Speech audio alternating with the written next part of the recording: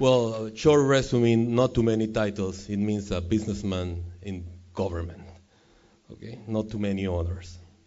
Well, thank you very much. Thank you all for the invitation. It's an honor also to share the evening with Presidente Palacios. As soon as we start, have the honor to have a conversation. Later on, we found a lot of common threads in our thinking and also a lot of common friends.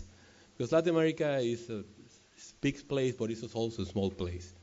And the brotherhood is shared with you people that are really interested in what is happening there and the future of the region and the role that each country can play in the future of Latin America.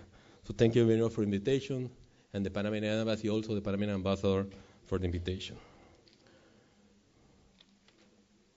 Latin America is now a real hot spot, and Panama is in the middle of it. This year, the region economy as a whole will expand by more than 5%. Never before so many positive factors coincide to support the region, and all this favors Panama as the premier regional business hub. Of course, growing markets translate into great opportunities for European business. This is the Latin American decade, and Panama is the natural platform for business who wants to benefit from the growth and expansion that is taking place there. According to 2010 World Economic Forum Global Competitiveness Report, Panama is the second most competitive economy in Latin America, after Chile. Basically, I'm quoting the report, Panama posed one of the largest improvements in the region, thanks in large part to a more positive assessment on infrastructure quality, increased macroeconomic stability, and technological readiness. This reflects the country's recent important investment in upgrading its infrastructure, its sound macroeconomics management in recent time of crisis, its prowess in absorbing technology, and its increase in information and communication technology penetration rates. The country also continues to benefit from the well-developed financial markets. Allow me to show you some figures. Quality of port infrastructure. According to the World Economic Forum, Panama is 11 in the world. It means also the first in Latin America or even in the Western Hemisphere. Affordability of financial services, Panama, number 4. Soundness of banks, number 7. FDI and technology transfer, number 7. Business impact on rules on FDI, number 11. I'm so proud to tell this, but Panama is the only country in the Western Hemisphere offering 2 major platforms for your business at the same time. First, our service platform based on connectivity, financial services, solid macroeconomic grounds and stability, and second, our logistic platform based in Panama logistic assets and the Panama Canal. This map, hey, there's something missing here.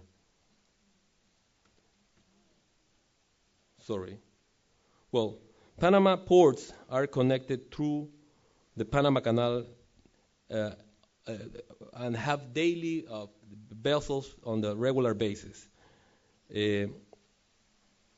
Panama is also invest in new communications IT technology, so the country has first-class fiber optic links connecting in every direction. Panama is a stable democracy, safe, and friendly to foreigners. Panama is a sophisticated city with first-class communication infrastructure and global financial services. For executives and their families, Panama is the best city to live in the region. There's a wide selection of fine neighborhoods for residents, modern shopping malls, fine dining, international schools, and the best healthcare system in Latin America. Plenty to do. It's for this reason that so many major international firms now have base in Panama. This slide just gives you a feel for many global corporations that are now established in Panama. Of course, Germany is well represented in Panama too. Here's just a few of the German business already operating there. So you can see if you want to decide invest in Panama, you will be in good company. Now, I'm going to briefly describe the 6 key assets that makes Panama, our logistic network, so good. The first of this is, of course, the Panama Canal. The Panama Canal is the cornerstone of our logistic development, serving over 14,000 ships annually throughout over 144 shipping routes to 80 countries worldwide, providing a safe, reliable, and efficient service. The Panama Canal expansion project will double the capacity of the canal through the construction of a third set of locks.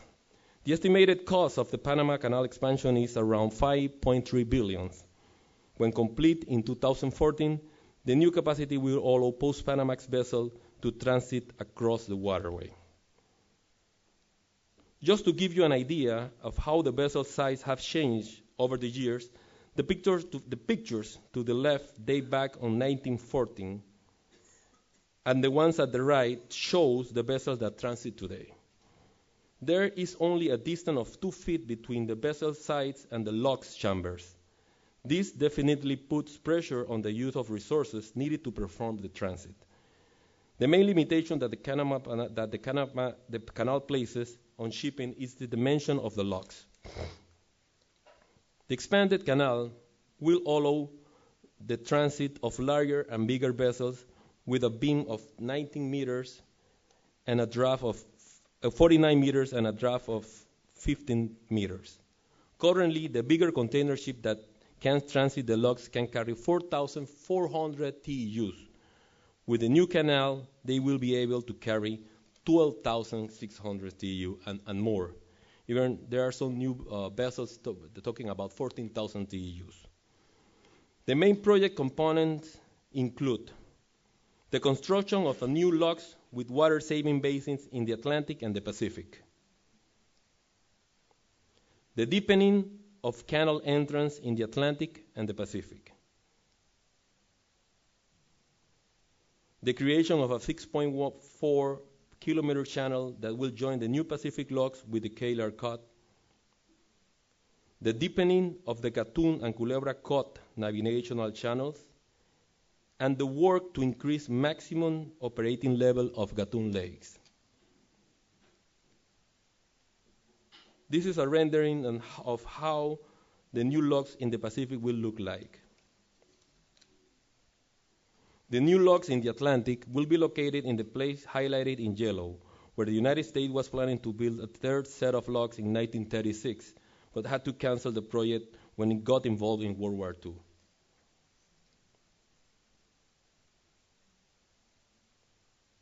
This is the rendering how it's going to look. The next key feature of our logistic network is our world-class port infrastructure. In the past 10 years, Panama has become one of the major global players from the point of view of connectivity. Every year, an increasingly number of shipping lines are coming to Panama in order to establish or expand their transshipment services, which result in an expansion of the whole port system. Panama has 52 container cranes. 18 of them are Panamax, 30 are for post-Panamax, and 4 are super post-Panamax. Panama has 29% of all the container cranes in Latin America. Just to give you an idea, Brazil only has 33 container cranes. So you can have an idea about the port system we do have and why the rating of the World Economic Forum. This next sequence of image will show you 4 of the great port facilities we have and the one is coming. It's also very important to accomplish that the Panama Canal is fully handled by Panamanians, 100%, from the CEO, from all the levels of the operation. But at the same time, the model in the port is exactly the opposite. The ports are handled by 3 of the top 10 operators, port operators in the world. So you can share the two business models. One fully handled by Panamanian, the other one finding the right partners. The third port is the Contlong Container Terminal, which is a subsidiary of Evergreen Group from Taiwan, which provides facilities handling containers, general cargo, and rolling stock.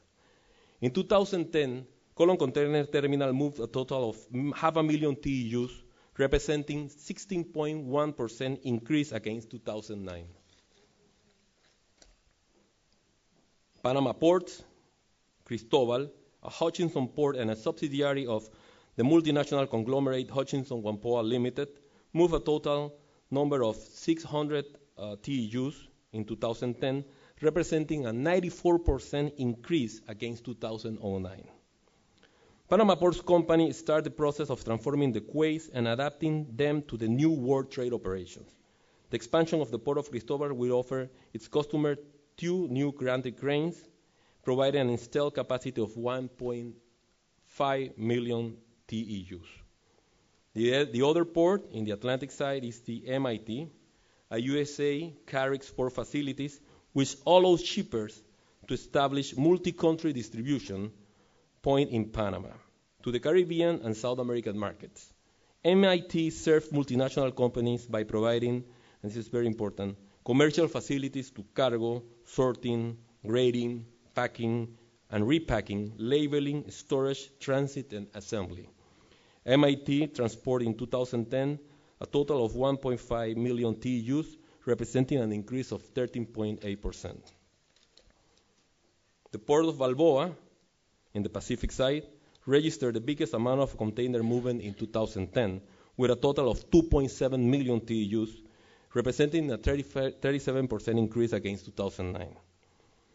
The national port system moved 5.5 million TEUs in 2009, 31% more than 2009, and its ambitious plan to increase their capacity to 7 million TEUs before the ending of the Panama Canal expansion by 2014.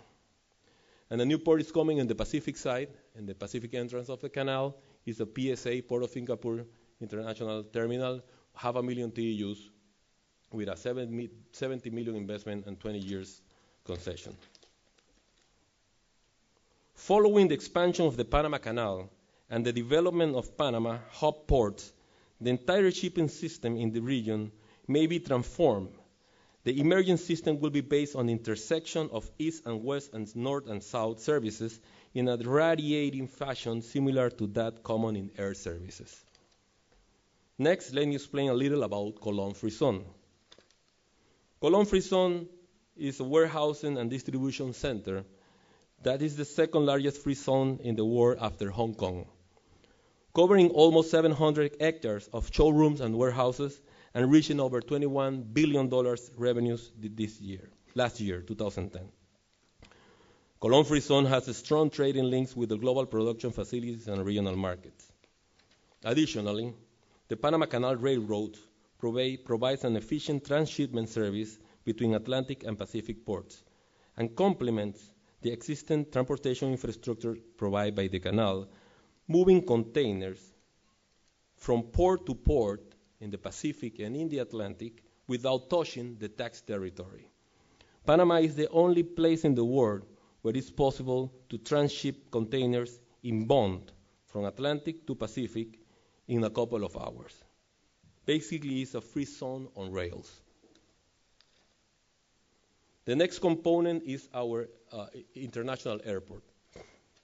According to the international IATA, the International Air Travel Association, Panama has the highest connectivity in the Americas. Tocumen International Airport offers services flying to 57 destinations and serving over 5 million passengers per year. Tocumen Airport has shown a heavy increase in passenger movements during the last 5 years, forecasting 14 million to the year 2025. In order to follow airline hub exponential growth, Tocumen International Airport Master Plan contemplates 5 phases until 2030. This is the phase 1. This is the actual phase, the phase 2 that will be finalized by mid this year, adding the North Concourse to the operation, the phase 3 to 2012, next year, phase 4, and phase 5.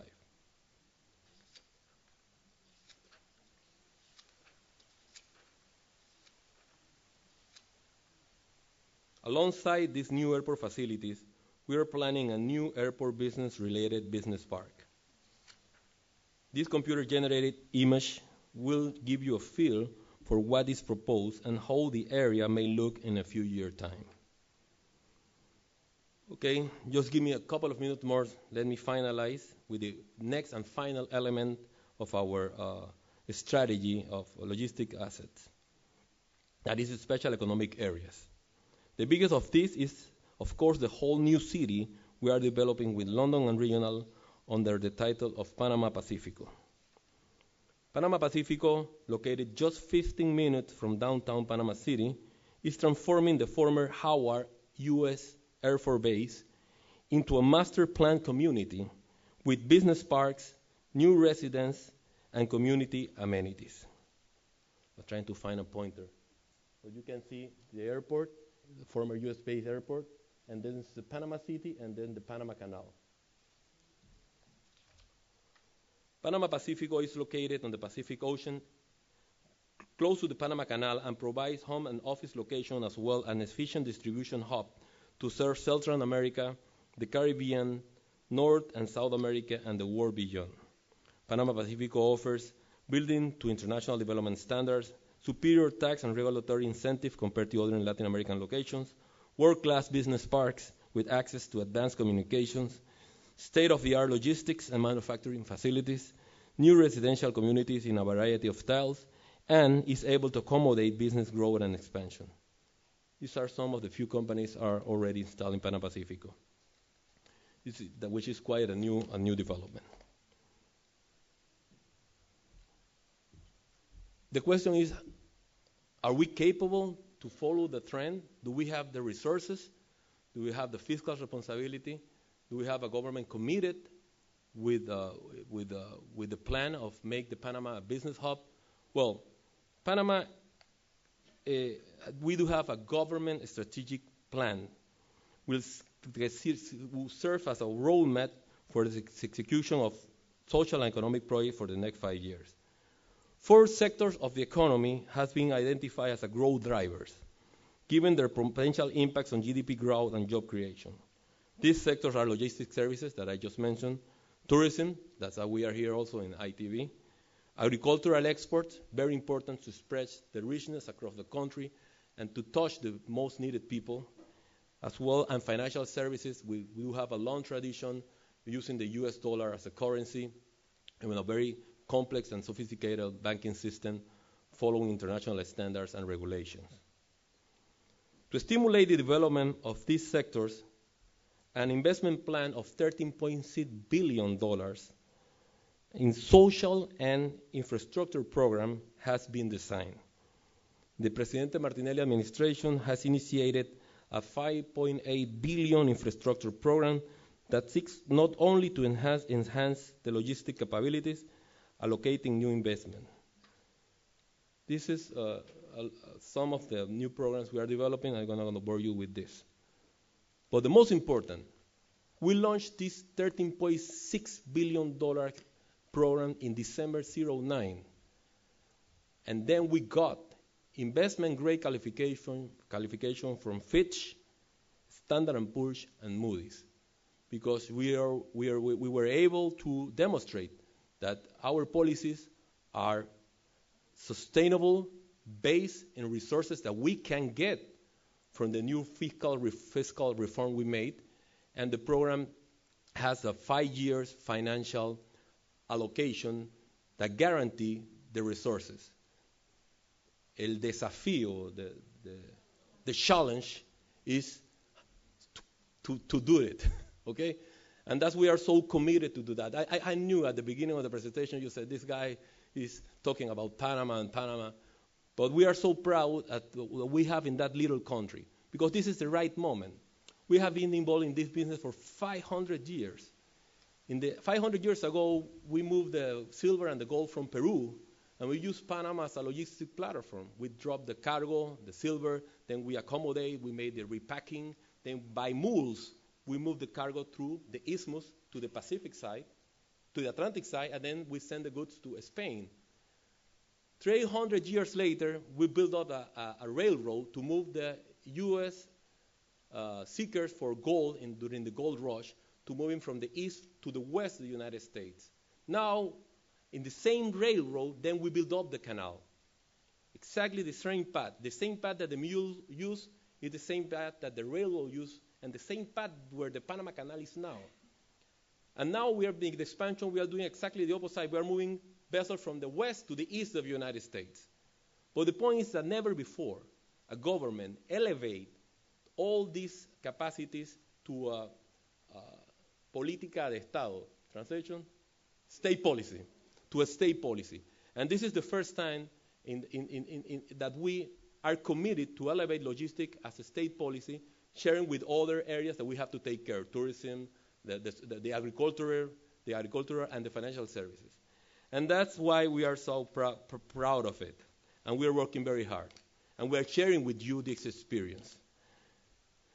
In order to accomplish this, we need FDI, other than local investment. Yesterday afternoon, before I took the plane, maybe the day before yesterday, today Friday, Thursday afternoon, finally we launched our new figures of FDI. We reached $2,300 million on investment, which is the highest record we do have in our history, except in 2006 that we have a heavy operation. HSBC bought a local bank. But other than that, we are making this with the rest of the world. We are making this because we have the trust, the confidence of the investors that are coming to Panama and using Panama as a business platform. That is why a lot of new European businessmen are aware of what is happening in Latin America and are aware of that we can use Panama as a platform. But in order to make this possible, we last year opened our new investment agency, ProInvex, that is under the Vice Ministry of Foreign Trade, which is my vice ministry. And the ProInvex is an agency only focused on customer services. Only focused on customer service. We have a bunch of kids, because our kids, the older is 32 years. The average, if the customer service relationship manager is like 26 years, they are fully bilingual, 2 or 3 languages. They want to eat the word. They want to show what is happening in Panama. They're willing to take care and run the extra mile to make this happen. And in ProInvex, the main function is to invite and cultivate FDI investment. FDI, which pretend to carry out their business in Panama, is a one-stop shop focused on communicate and assist the firms which are in the process of due diligence to invest in Panama, based on a concierge service and handled by, as I mentioned, dedicated relationship managers who put information in the customer relationship manager software and make the proper follow-up in order to make it possible. ProInvex is also responsible for deepening the knowledge of agricultural export markets and improving the image of Panama as a reliable and high-quality exporter. We participated 3 weeks ago, Ambassador, in the Fruit Logistica, and the idea is to keep the business running. Not it's only to make it, put a stand and blah, blah, blah. No, it's touch the people and make them the follow-up. And well, that's all for the moment. Thank you for your time. I want to finalize, as our president said, welcome to Panama. We are open for business. Please, thank you very much.